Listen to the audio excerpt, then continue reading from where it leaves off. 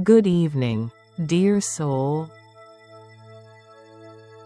Welcome back to Whispers of the Sages. Tonight, like a gentle stream returning to the sea, we come together again, not to learn, not to strive, but simply to rest. This is your quiet moment, a time when the world grows soft, and even your thoughts begin to loosen their grip. Here, there are no demands, no goals, only stillness. Thank you for letting this space be part of your night, and inviting peace to settle into your breath, into your bones, into your dreams. Tonight's story is a very special one. It is not about dragons or kingdoms, but about silence, about simplicity, and about the kind of wisdom that can only be heard when we stop trying to listen. It's the story of a man, a seeker, a scholar, who spent his life collecting knowledge, until one day, a child placed a simple stone in his hand, and everything began to change. If your heart is weary, if your mind is full, then this story, The Empty Cup, was written just for you. So now, let the weight of your day melt away. Settle into your bed like a leaf floating to the surface of a still pond. Feel the softness of the sheets, the quiet of the room, and the gentle rise and fall of your breath. Let the inhale be slow, and the exhale, even slower. With each breath, you return to yourself. With each pause, you open space for peace to enter. And now, with heart open and mind at ease, let us begin tonight's journey, a tale not of answers, but of arrival, not of doing, but of simply being. This is The Empty Cup.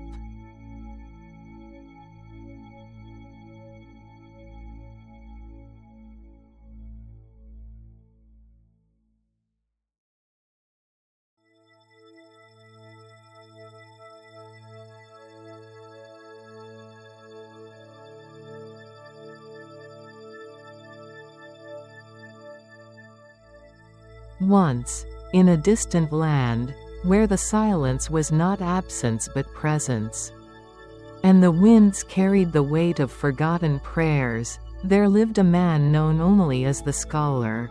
He was not born into knowledge. No, he had carved it from the bones of silence and stitched it into his soul with the patience of a monk and the hunger of a storm. His home stood on the edge of the mountains, where mist licked the windows each morning and owls whispered secrets at night. Inside, books clung to the walls like ivy, growing in tendrils from floor to ceiling. Pages yellowed with time hung open like mouths mid-sentence. Scrolls sat rolled like sleeping snakes, ancient and heavy with things once lived, once said.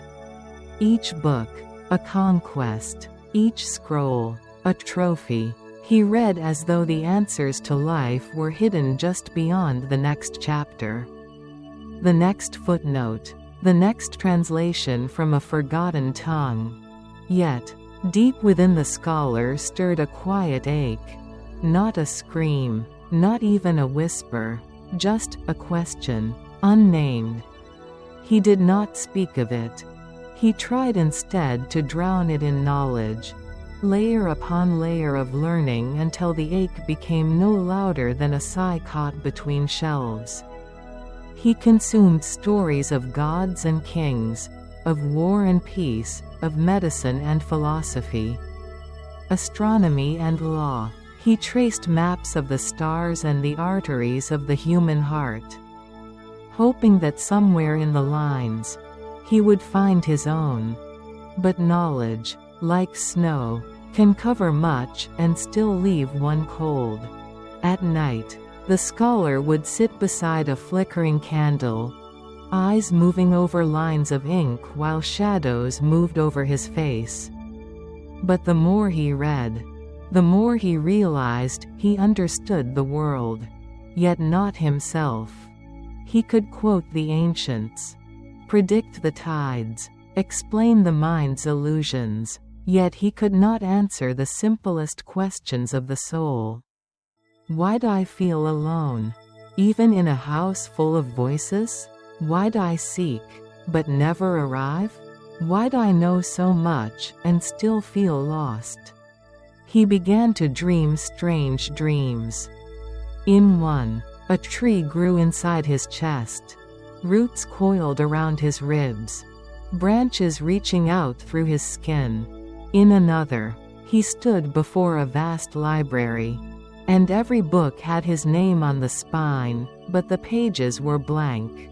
One evening, a child knocked on his door. She was no more than 8, cloaked in twilight and curiosity. In her hand was not a question, but a stone.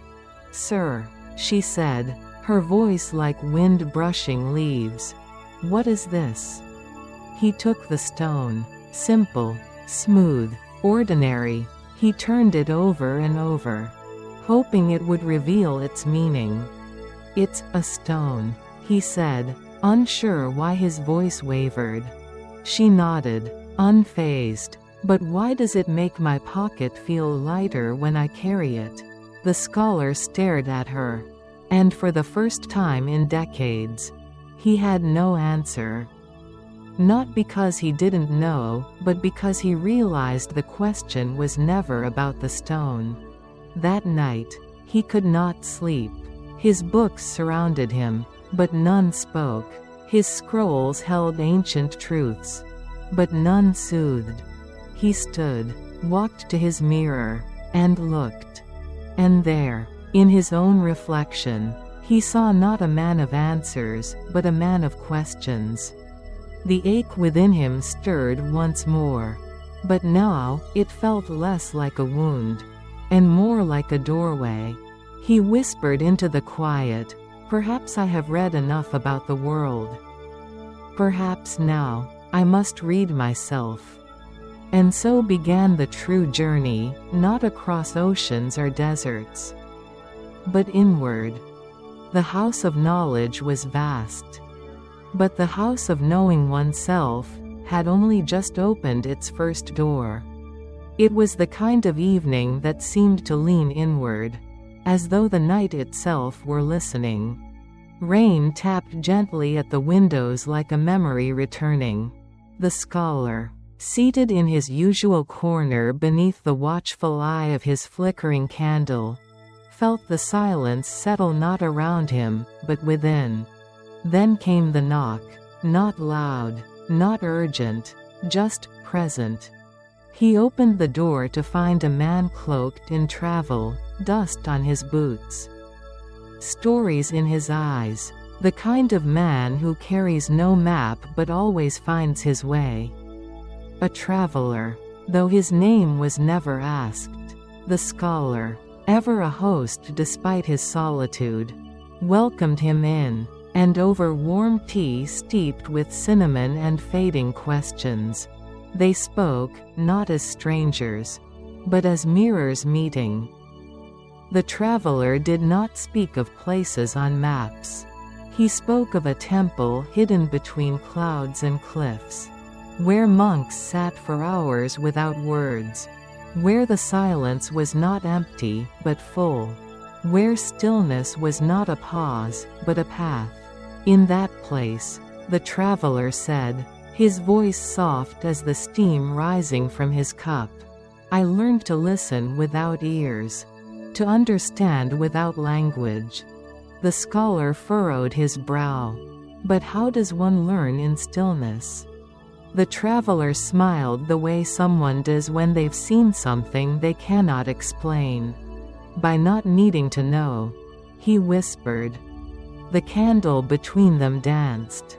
casting shadows like quiet applause. The scholar's mind reeled. All his life, knowledge had been movement, progression from ignorance to certainty. He had measured his worth by how much he could explain. And now here was this traveler, suggesting that perhaps, not knowing was also sacred. That night, long after the traveler had curled beside the hearth and the rain had hushed its lullaby, the scholar sat with the candle burning low. Stillness. It unnerved him. In stillness, the books did not speak.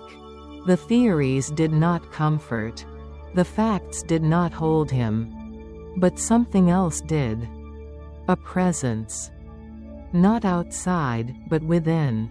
He realized he had never truly sat with himself. Always reading, always reaching, always doing, never simply being.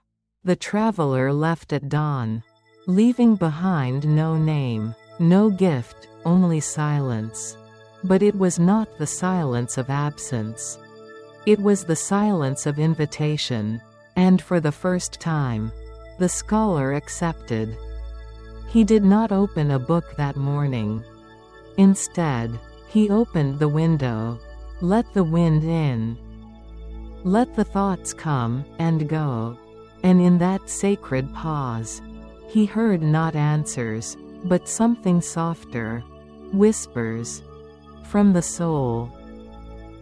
After the traveler had gone, and the quiet had reclaimed the house like the sea reclaiming a shell, the scholar sat alone, yet not as before.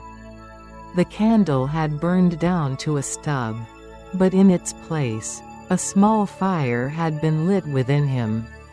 Zen. The word echoed through his mind like a stone dropped into deep water. He had never heard it before. Not in the Greek scrolls. Not in the Vedic chants. Not in the Western tomes lined up like soldiers in his study. A word without definition. A shape without outline. And still, it moved him. Not knowing was uncomfortable, and yet, it stirred something strange. Curiosity, without control. Like a wind he could not chart. A song he could not transcribe. He wandered his house, scanning shelves, tracing spines with fingertips that trembled, not from age, but from unknowing. There was no mention of it. No translation, no theorem, no commentary. Just the lingering echo of the traveler's voice. Zen, where stillness teaches more than any book. He whispered it aloud, testing the sound like a new key in an old lock. Zen. The word tasted like space, like breath between thoughts, like silence just before the first light of dawn. He spent days trying to understand it the only way he knew how, through books. Through comparison, through study. But it resisted.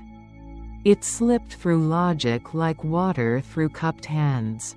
He read of paradoxes and koans, questions without answers. Riddles that answered only themselves. What is the sound of one hand clapping? He frowned. What nonsense, he thought, and yet, he could not stop thinking about it. He dreamed of gardens that raked themselves, of monks smiling without reason, of bells ringing where there were none. He began to see that perhaps understanding was not always a ladder, but sometimes a letting go. One morning, he stood in front of a blank page. And for the first time, he did not try to fill it. He just looked. The page, it seemed, did not beg for words. It offered space. And in that space, he felt something shift. Not in his mind, but in his presence. A question floated up, not like the sharp edge of intellect. but like a feather carried by wind. What if not all wisdom was meant to be captured? What if some truths only live in the letting go? That day, the scholar did not write. He went outside instead. Sat beneath a tree. Watched a leaf fall. Felt the sun on his face without needing to explain its path through the sky. And though he still did not understand the word Zen, for the first time in his life, he began to understand silence. Not as the absence of knowledge, but as the presence of wisdom. He had made up his mind. He would leave the house of books, the fortress of parchment and dust, not to abandon knowledge, but to see what remained when it was no longer armor. He did what scholars do best, he prepared. Scrolls were rolled with care, tied like sacred contracts. Notebooks, half filled with questions and margins of wonder, were stacked neatly into a satchel worn with use. Ink, sharpened quills, a compass, a journal of star maps, all laid out like sacred tools before a sacred task. But as he packed, something unexpected crept in, heaviness. Not of spirit, but of weight. Each item, once a comfort, now felt like a stone in the river he longed to cross. What once had made him feel powerful now made him feel slow. He looked at the satchel, now overflowing, and quietly, he sighed. He remembered the traveler's bag, small, soft, almost empty. He remembered how light he had seemed. Perhaps wisdom does not ask us to carry more, he thought, but to carry less. One by one, he began to unpack. Not with logic, but with honesty. The scroll on the philosophy of time? Left behind. The notebook filled with quotes he had never read twice? Left. The ink, the spare quills, the heavy leather-bound journals? Left. He kept only a single blank book. And a stone. Yes, the same smooth stone the child had brought him. He didn't know why, but it felt right. By the time the sun had lifted its golden eyes above the mountains, the scholar stood at the edge of his door with almost nothing. His house, once his mind's castle, now stood behind him. Still and silent. He looked back only once, not with regret, but with reverence. The home had served its purpose. It had protected him, fed him, taught him, but now, it could not follow. Some journeys ask that we walk alone, not in loneliness, but in honesty. With each step down the mountain path, he felt lighter. And in that lightness, he felt something new rise within him, not a thought, but a feeling. Freedom. Not from ignorance, but from needing to know. From needing to prove anything to himself or others. He walked for hours. The road gave no answers. The trees did not applaud. But the sky was wide. And in his chest, the ache he once feared now pulsed with quiet joy. He thought of the traveler. He thought of the monks. And most of all, he thought of the space he had just created, not in his satchel, but in himself. Perhaps the real weight I carried all this time was the need to be certain. And with that, he smiled. Not because he understood, but because, for the first time in his life, he didn't need to. He traveled through villages, over rivers, beneath stars that seemed older than thought. The world, vast and unfolding, did not greet him with trumpets or lessons. Instead, it whispered, Children laughed without asking why. Elders sat in the sun with nothing but the warmth of their bones. Dogs barked without philosophy, and trees swayed without needing applause. He passed them all quietly, like a ghost of his former self, watching, listening, learning, not from words, but from being. With each step, the world grew simpler. With each mile, the silence grew louder, not empty, not cold, but alive. It was a silence that had shape and rhythm, a presence more intimate than thought. At first, he tried to describe it to himself. He called it serenity, then awe, then clarity. But none of those words fit. They were too heavy, too crowded. He noticed something strange. The more he tried to explain this silence, even in thought, the more it slipped away. But when he simply walked, breathed, observed, it returned. One evening, as the sun melted behind the hills like wax from a golden candle, he came to a stream. Its waters moved like time unmeasured. He knelt, cupped his hands, drank. And in that moment, something in him cracked open, not painfully, but gently. A memory surfaced, his mother, long gone, humming while sweeping the floor. No words, just a hum, a lullaby made of breath and movement. He had never understood why it comforted him. Now, he did. It wasn't the tune. It was the silence between the notes. It was presence. He sat beside the stream as darkness folded the sky into velvet. Stars appeared, not with fanfare, but like thoughts that needed no announcement. And he whispered to no one, to everyone. Words begin where silence ends.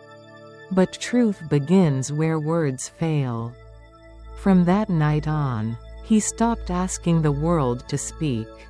Instead, he began to listen, to the space between bird songs, to the breath of trees, to the pulse beneath his own ribs. He discovered that even footsteps had their own silence, if one listened closely enough. And in that unfolding quiet, he realized he was no longer searching. He was arriving, not at a place, but at a state of being. He did not know the name of this silence. He no longer needed to. It knew him. He arrived at last. Not to the grand gates he had once imagined. Not to the golden rooftops painted by legend. But to a clearing where the earth breathed without effort. There stood the temple. Modest, weather-worn, its stones softened by moss, its wood scented with age and rain. No banners waved, no incense trailed into the sky. There were no chants, no guardians, no monks waiting with wisdom pressed between their palms. Only stillness.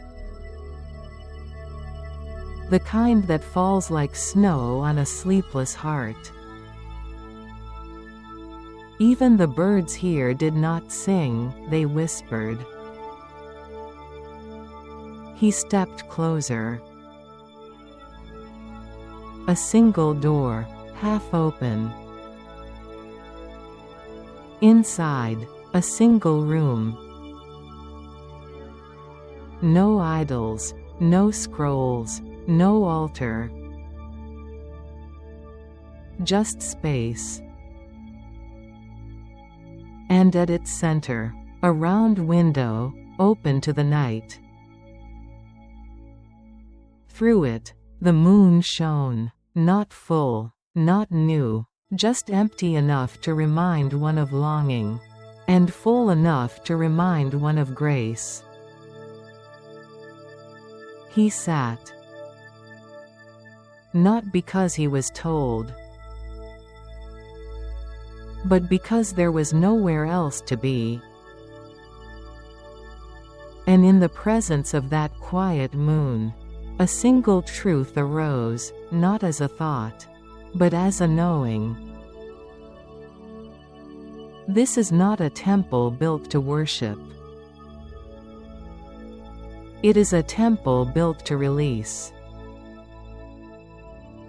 He took out the one book he had brought, the blank one. He opened it. And for a long time, he simply stared. The page, white and untouched, reflected the moonlight. It looked back at him, not asking for words, but offering space. He dipped his brush in ink, not to fill the page, but to meet it. And then, slowly, he wrote a single word. Not a lesson. Not a name. Just a whisper of what he had become. Here. That was all. The rest of the book remained empty. Not out of neglect, but out of reverence. He understood now why the traveler had smiled without answers, why the monks did not speak, why the wind carried more truth than any doctrine. This temple of the empty moon, was not a destination. It was a mirror. And what it reflected was not divinity hidden in doctrine, but presence hidden in plain sight. As he sat in its quiet embrace, the scholar, who had once hunted knowledge like a warrior in the dark, finally understood. He was never meant to possess truth, only to stand still enough that truth could pass through him. Like wind, like moonlight, like silence. At the edge of the temple grounds, just where the path kissed the forest's breath, there stood a gate. It was not carved in stone, nor gilded with sacred verse. Just two wooden posts and a beam, weathered and humble. A suggestion of separation. A whisper of threshold. And there, beneath its shadow, stood an old monk. His robe was simple, earth-stained, threadbare at the hem. But his eyes, they were still. Still like water untouched by wind. Still like memory before it is named. The scholar approached, unsure. Was this a guardian, a teacher, a test? He waited for words. None came. The monk did not speak. He only looked. not into the scholar, but through. As if he could see the ache that once lived in him. The questions now hushed. The silence he had befriended. And then, without bow, without blessing, the monk stepped aside. That was all. No conditions. No instructions. No sacred ritual to earn passage. Just space. Like the moon had offered. The scholar stepped through. And in doing so, realized there had never been a lock. Only the illusion of one. All his life, he had waited for permission. For the right book, the right teacher, the right sign. And now he saw, it was never the gate that held him. It was his own belief in needing to be worthy. The gate had always been open. Like the mind of a child. Like the heart of the moment. He turned back to the monk. 1,000 questions rising, and then falling. Like leaves deciding not to hold on. Instead, he bowed. Not from custom, but from knowing. The monk nodded once, as if to say, "Now, you begin." But begin what? The scholar did not know.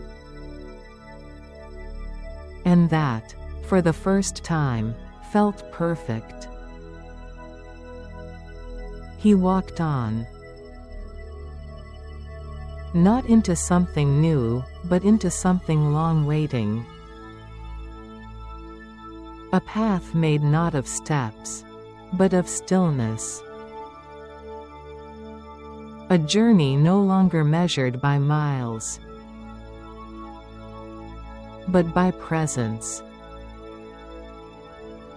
Chuang Ti Ding Duan. Morning came not with fanfare, but with soft light brushing the temple stones.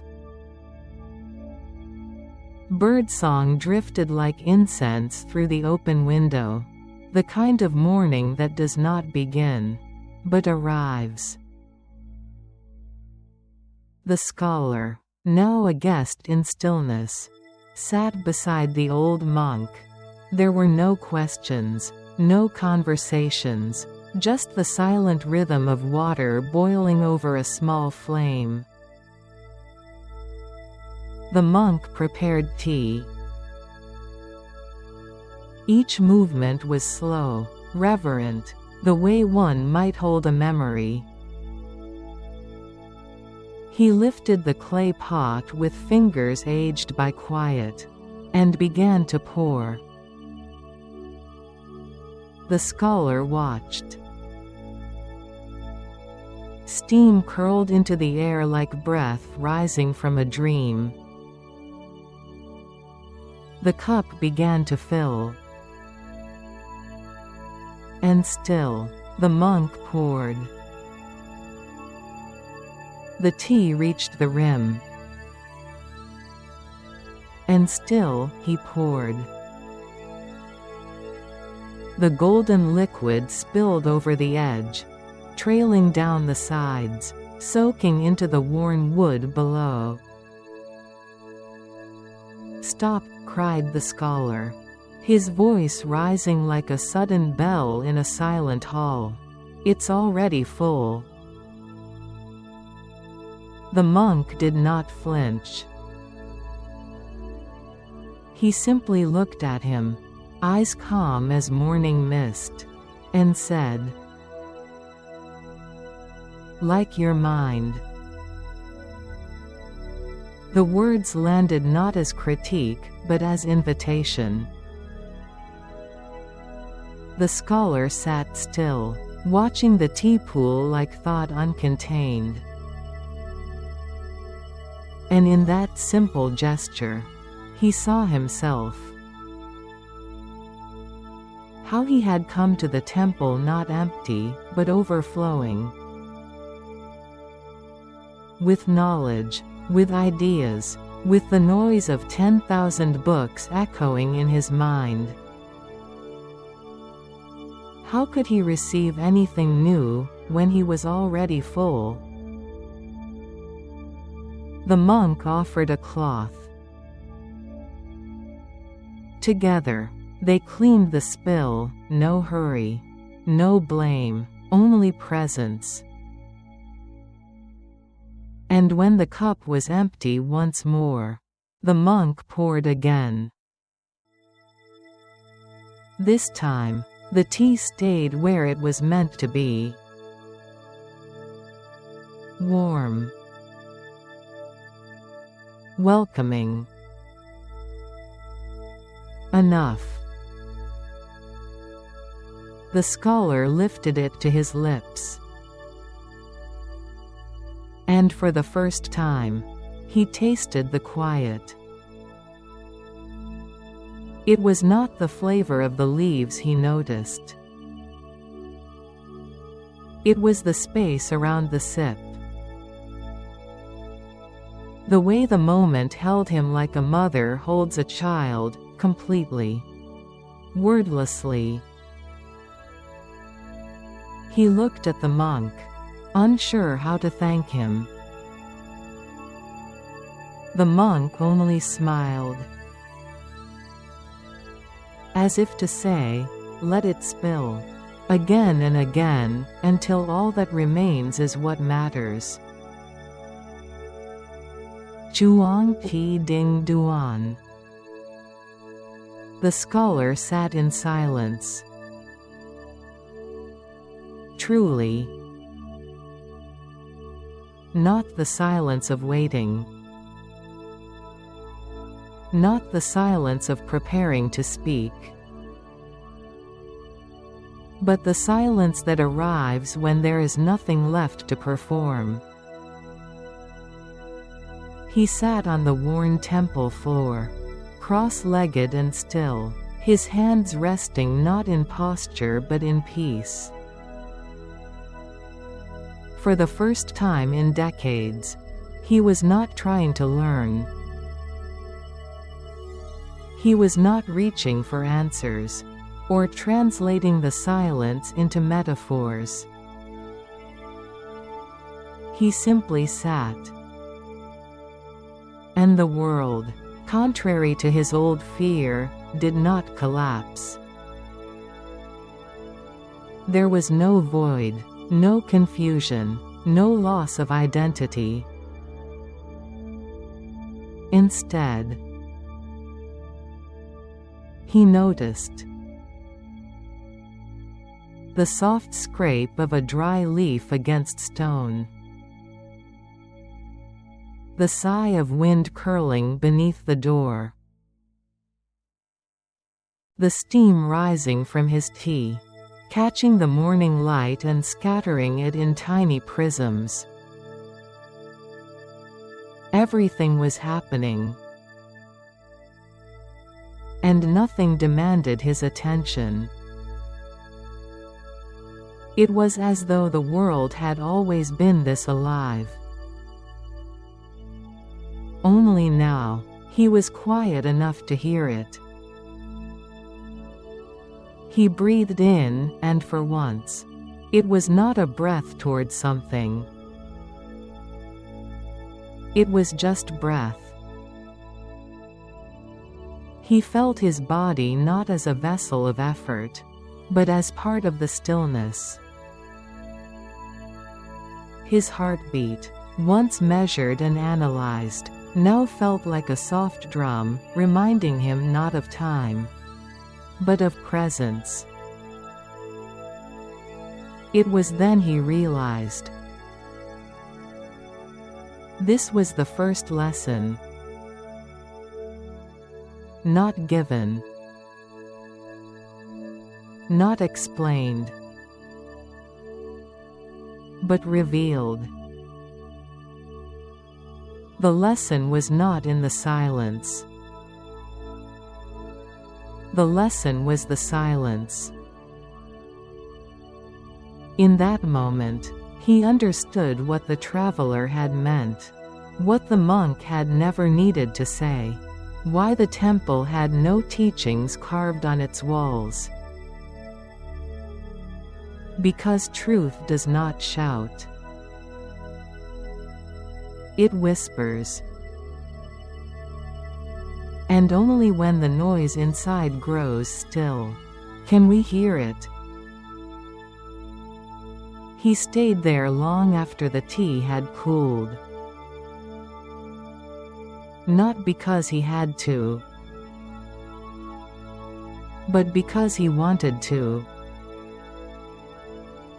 Because for the first time in his long, hungry life, he felt full. Not with knowledge, but with peace. And peace, he now saw, does not arrive with fireworks. It arrives the way morning does. Quietly. And always on time. The days at the temple were slow. Not sluggish, still. Time passed not in hours, but in gestures. In breaths, in glances, in the way shadows stretched across the floor like long, contented sighs. The scholar, once a keeper of calendars and clocks, now moved without a schedule. One morning, the monk handed him a broom.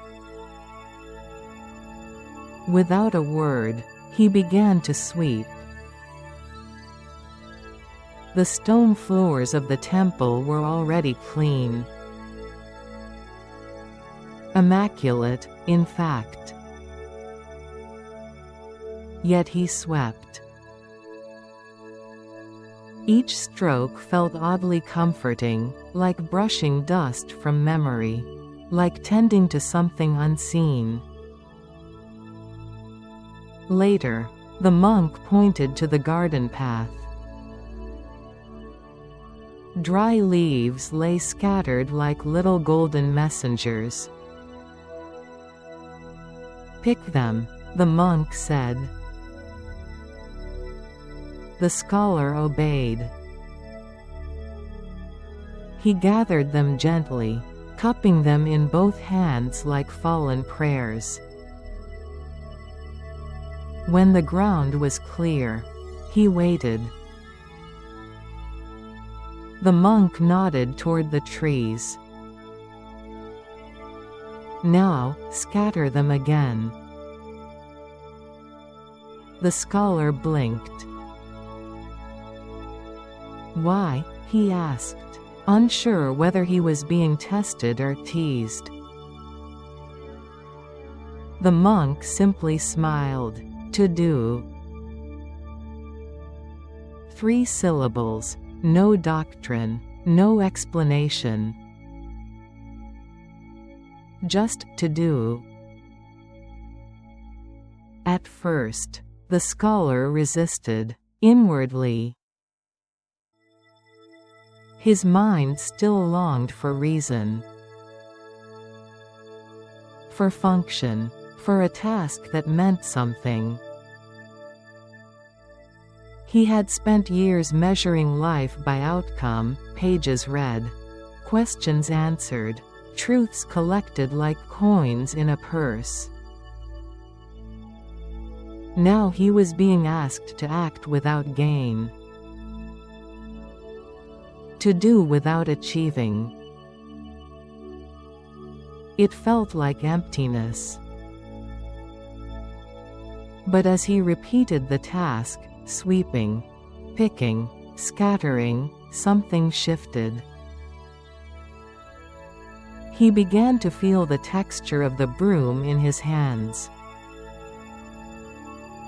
the quiet crunch of leaves beneath his feet, the way the wind seemed to play along, carrying his offerings in soft spirals. He began to move without the weight of expectation. And in that freedom, he discovered joy. A joy not tied to results, but to presence. He looked at the monk one afternoon, as they worked side by side, and said softly, "I think I understand." The monk shook his head gently. "No need." And the scholar laughed. Not because he was certain, but because he didn't need to be. That evening, as the last light folded itself beneath the hills, he wrote one line in his blank book. There is peace in pointless things, if the heart is quiet enough to see them. He began to sit in the mornings. Just sit. No pen in hand, no thoughts to chase, no scrolls to untie. The room was the same each day, simple, open, unchanging. But within him, the landscape shifted like wind through unseen fields. At first, it was torture. Not physical, but something deeper. The stillness pressed against his mind like silence pressing on a drum, tight, constant, uncomfortable. Thoughts came in waves. Memories, plans, regrets, imagined conversations with people long gone. He noticed how loud his mind truly was. Not with brilliance, but with motion. Endless motion. He wanted to rise. To read, to fix, to do. But he stayed. Each morning, he returned to that small cushion, the way a weary traveler returns to a well. He didn't know why. Only that something in him wanted to sit. To breathe. He began to hear things he'd never heard before. Not voices. Not visions. But breathing. His own breath, rising and falling. No longer a background rhythm, but a presence. Soft. Unfolding. Like the tide of something ancient and unbroken. He noticed the space between each breath, how it felt like the pause between notes in a lullaby. In those pauses, he felt weightless. No past pulling, no future reaching. Just this. Inhale. Exhale. Presence. He stopped trying to control his thoughts. He let them come. Let them pass. Like clouds visiting a mountain that does not move. And then, one morning, without warning, something shifted. He did not feel better. He did not feel enlightened. He felt here, fully, utterly, here. And with that came something he never expected. Tenderness. For himself, for the world, for the aching, fumbling journey that had led him to this breath. He opened his eyes and saw nothing new, yet everything had changed. The light on the floor. The creak of the wooden beams. The sound of birds in the trees.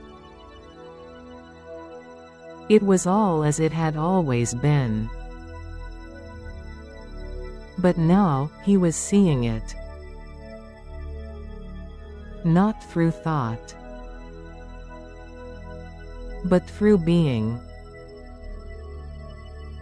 He did not need to name it, or share it, or capture it. Just breathe. And so he did. One breath. Then another. Each one a quiet bow to the mystery that had always been here. Waiting. The cup, once emptied, no longer resists the sky. And in this stillness, something sacred begins to pour in, quietly, invisibly. Just as you are listening now. If these words have brought you a breath of calm, if this gentle tale has helped your thoughts slow like a quiet river at dusk, you're welcome to stay with us. Here on Whispers of the Sages, we tell stories not just to help you sleep, but to help you remember the peace that lives inside you. Subscribe if your heart says yes. We'll be here every few days, like an old friend by candlelight. Now, let us return to Chapter 14, where emptiness begins to bloom into something unspoken. It was late afternoon when the question surfaced. Not from confusion, but from stillness. The scholar had sat beneath the same tree for weeks now, watching the seasons shift in slow, sacred increments, watching the world breathe without effort. The monk joined him, as he often did. No words, no teaching, just presence. And then, almost without intention, the question came. What is the meaning of Zen? He asked it gently, not as a challenge, but as a child might ask the name of a distant star. The monk turned his gaze toward the trees, said nothing, only lifted a single, time-worn hand, and pointed to the wind. It moved through the trees with quiet grace, bending branches, stirring leaves, carrying light through dancing green. The scholar watched,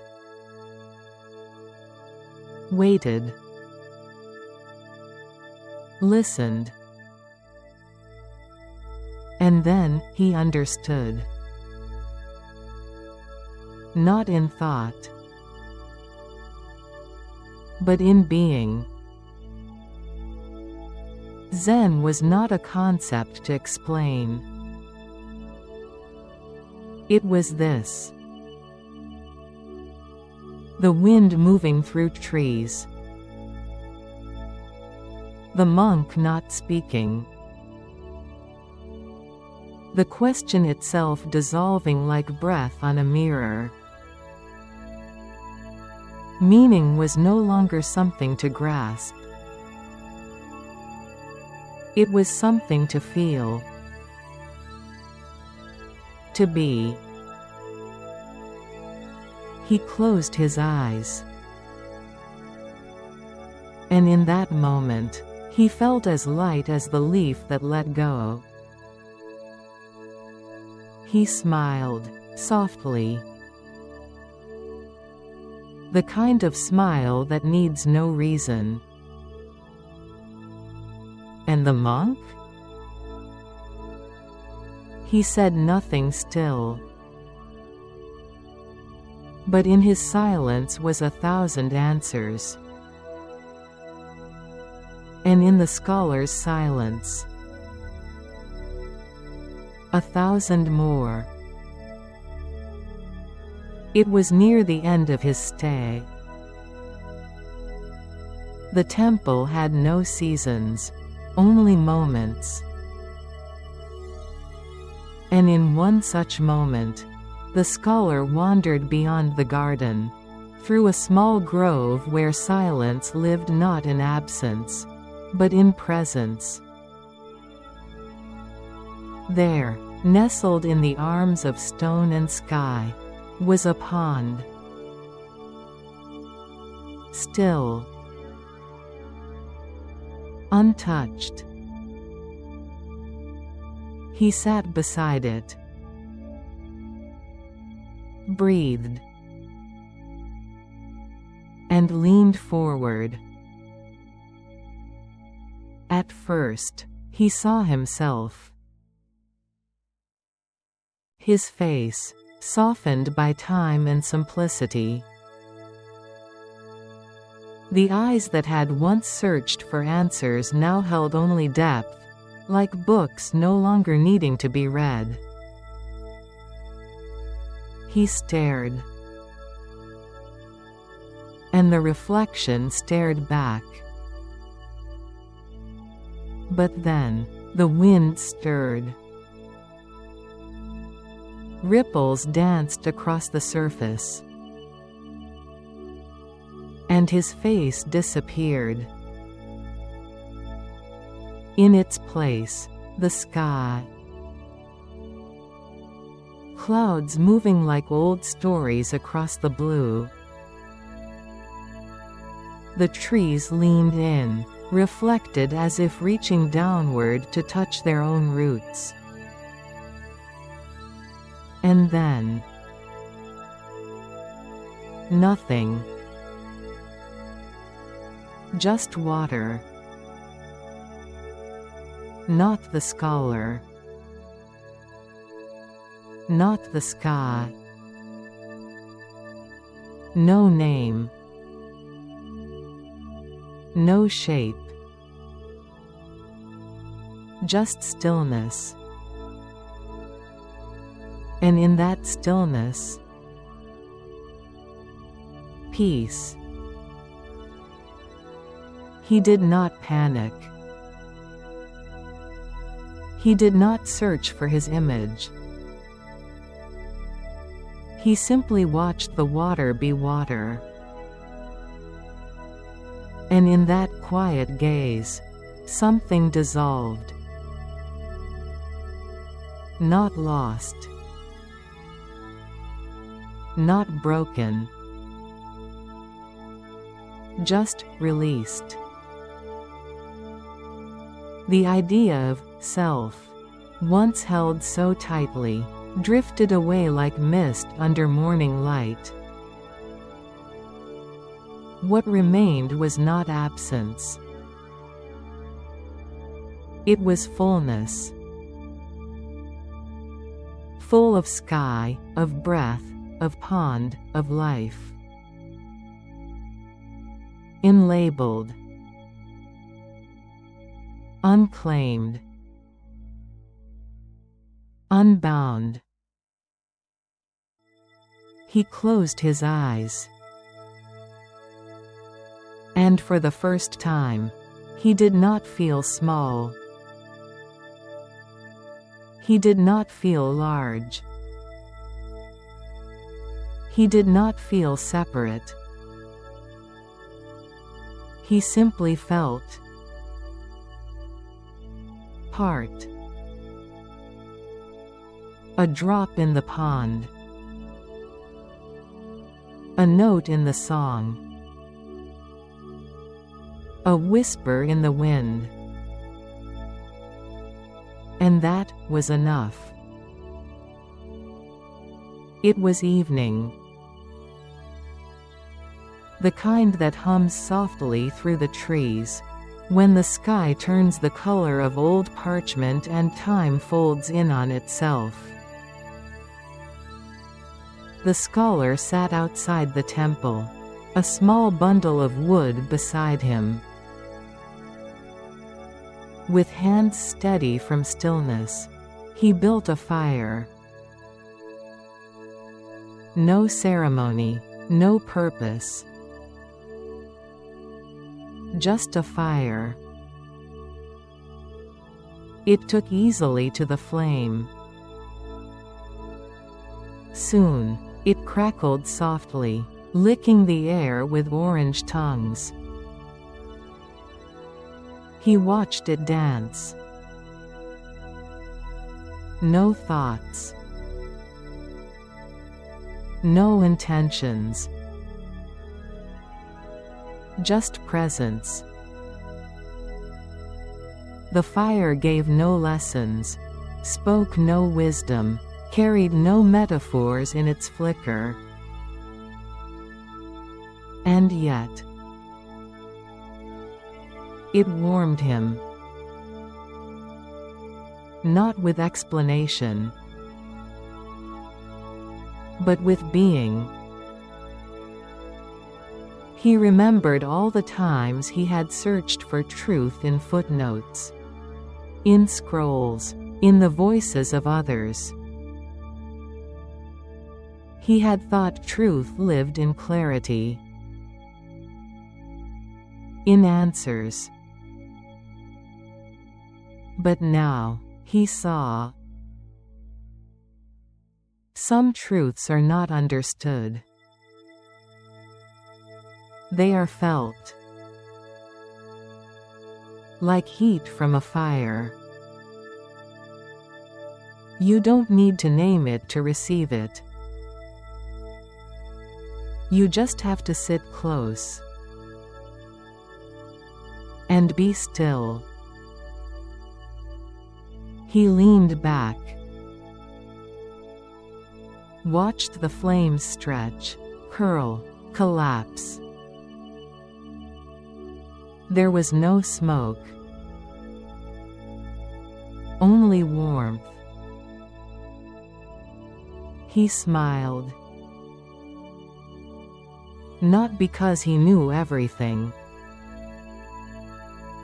but because he no longer needed to. There are truths that cannot be spoken, only shared.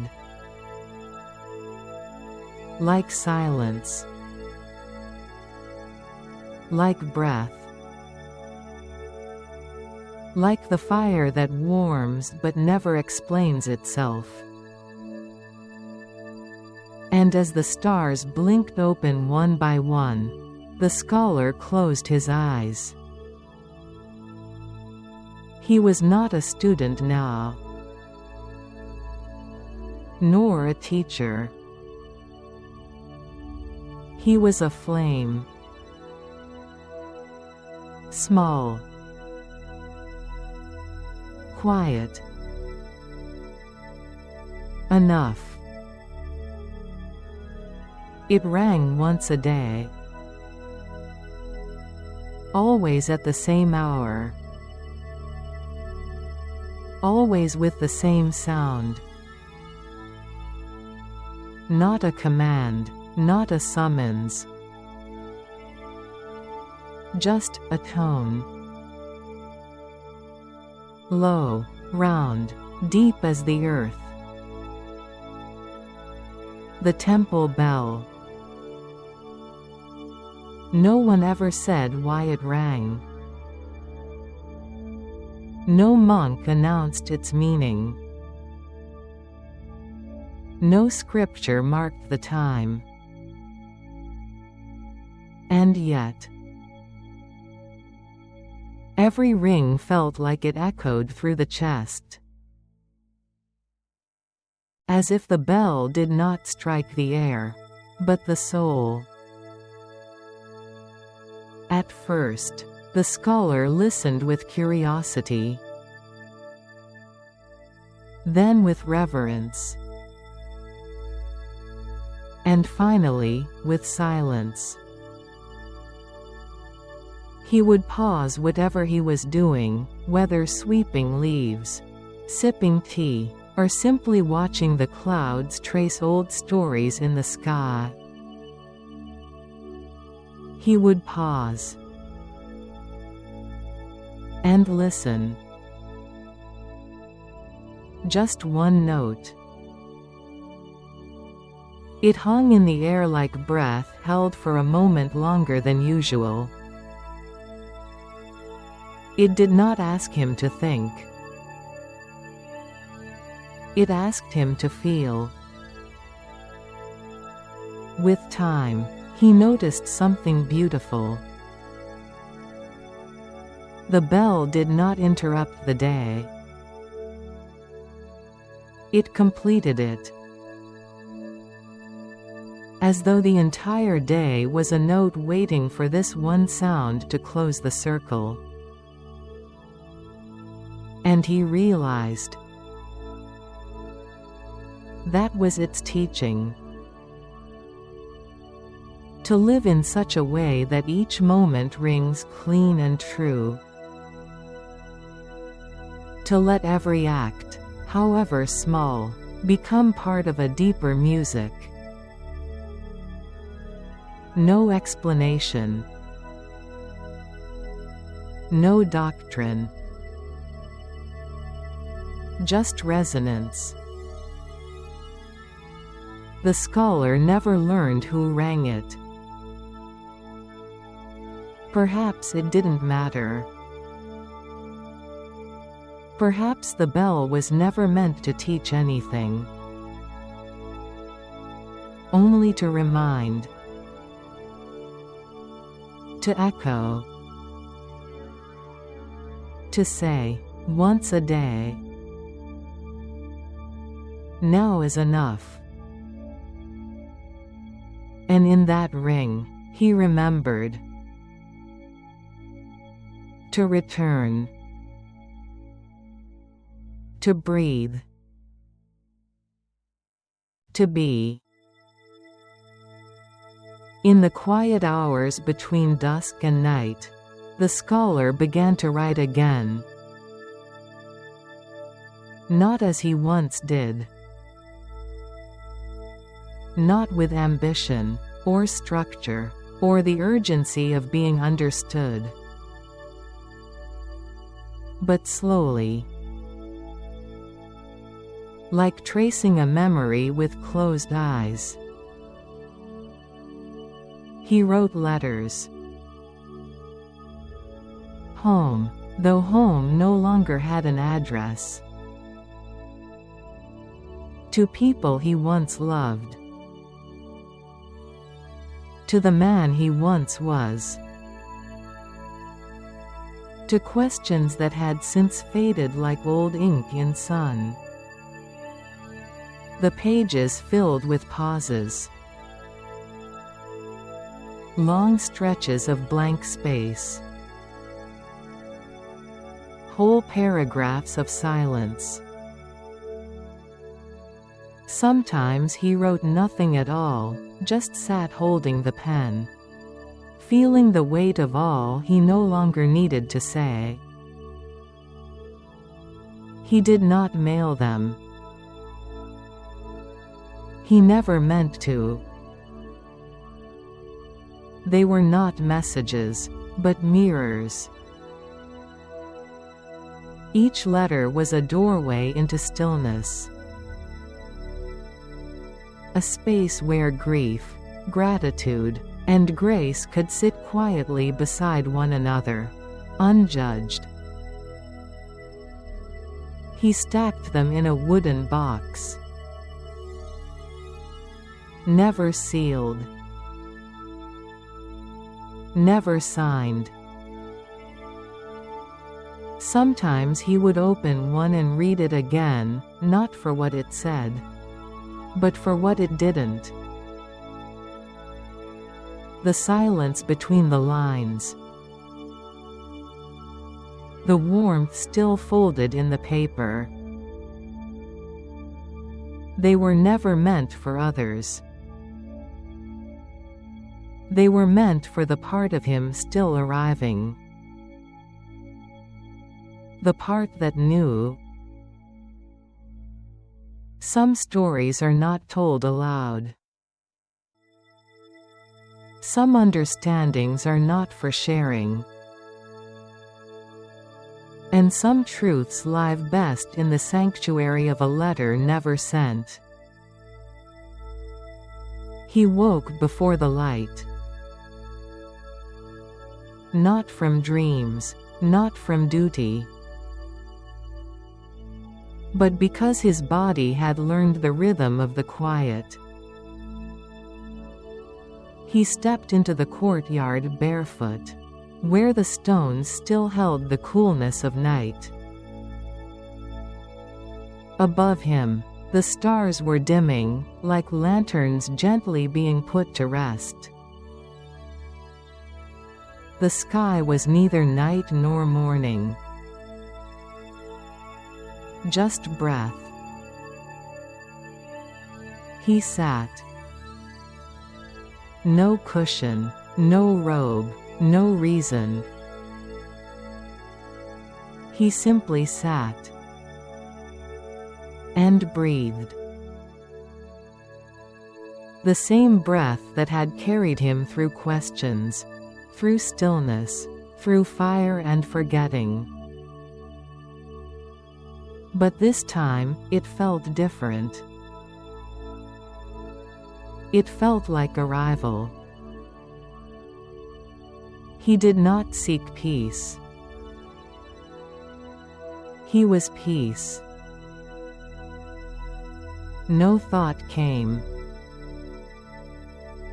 No reflection surfaced. Only the inhale and the exhale.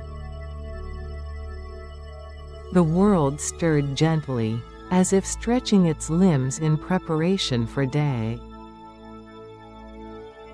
Birdsong began, tentative and sincere. Light crept across the temple stones like golden water. And he stayed where he was. Not in meditation. Not in prayer. Just breathing. And for the first time in his long, wandering life, he did not need anything more. Not answers. Not understanding. Not even a name for what he had become. This was enough. This breath. Before dawn. Where nothing was said. And everything was known. He had watched the old monk for months now. Watched how he moved through the world like water, not hurried.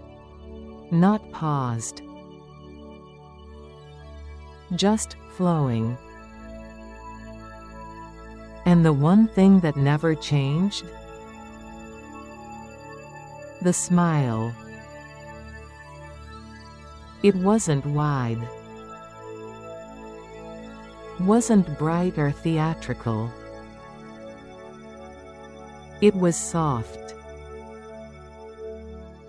Like candlelight behind the eyes. Like a leaf at rest. The monk smiled when sweeping the same corner twice. When sipping bitter tea with cracked clay cups. When clouds swallowed the sun and when rain soaked the laundry left to dry. He smiled when nothing happened. And when everything did. At first, the scholar thought it must be habit. Perhaps an expression carved by years of discipline or ancient gratitude.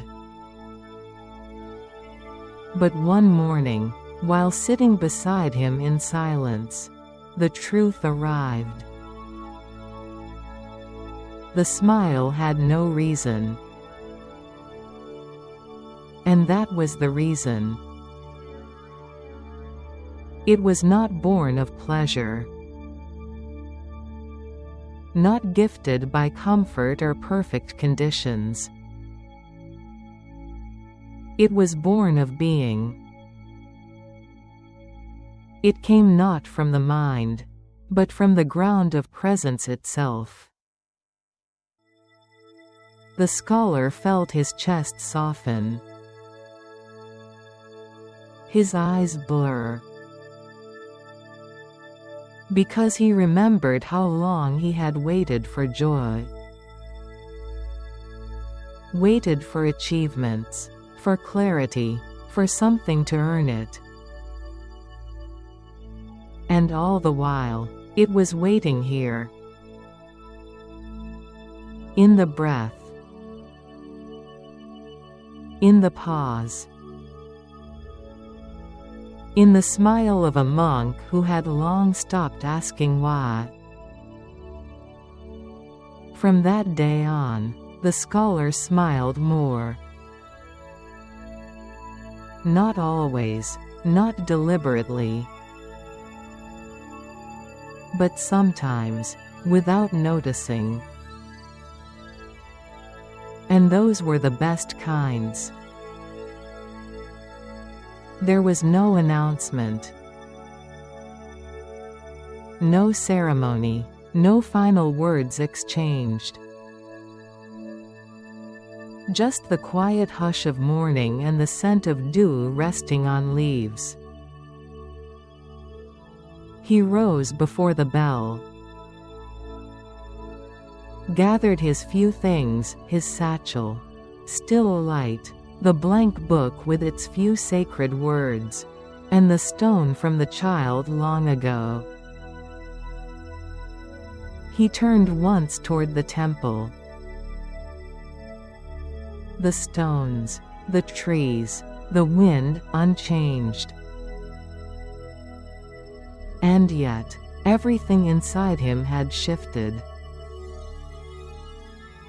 He bowed. Not out of formality, but from fullness. A bow that said, "Thank you." to the silence, to the stillness, to the questions that no longer needed answering. The old monk stood in the doorway, hands folded, smiling as he always had. No words passed between them, only eyes that understood. And then, the scholar stepped into the path. The mountain air welcomed him like an old friend. The earth was damp from the breath of dawn. His footsteps made no claim. He did not descend as a master, nor as the same man who had once climbed this path. He descended simply, a man walking, a presence moving through the world. There were no more truths to chase, no image to protect, only life to meet, moment by moment. He stopped once to watch the mist rising off the valley below, and he smiled. Not because he was returning to the world, but because now he could return to himself. The house was as he had left it. Books still lined the walls. Scrolls still slept in their corners. The dust had gathered quietly, as if honoring his absence. But something was different. Not in the house. In him. He walked through each room slowly, greeting the silence like an old companion. And then, one morning, he began to clear the shelves. Not all. Just enough. Enough to let the light in. He did not throw the books away. He dusted them, stacked them with care, gave them space. He left gaps. Open places. Not empty. Just available. For breath. For pause. For presence. People came, as they once had. Travelers, seekers, those carrying questions like stones in their hearts. They expected teachings, answers, perhaps even lectures. But he no longer gave those. Instead, he offered tea, a cushion, a seat near the open window, and silence. They would sit together, sometimes for minutes, sometimes for hours. No lesson. No performance. Just stillness. And somehow, that silence taught more than all the words he had once chased. One day, a visitor asked, "What is this place now?" The scholar smiled. Not to explain. Just because he understood. He looked at the shelf, half full, half open.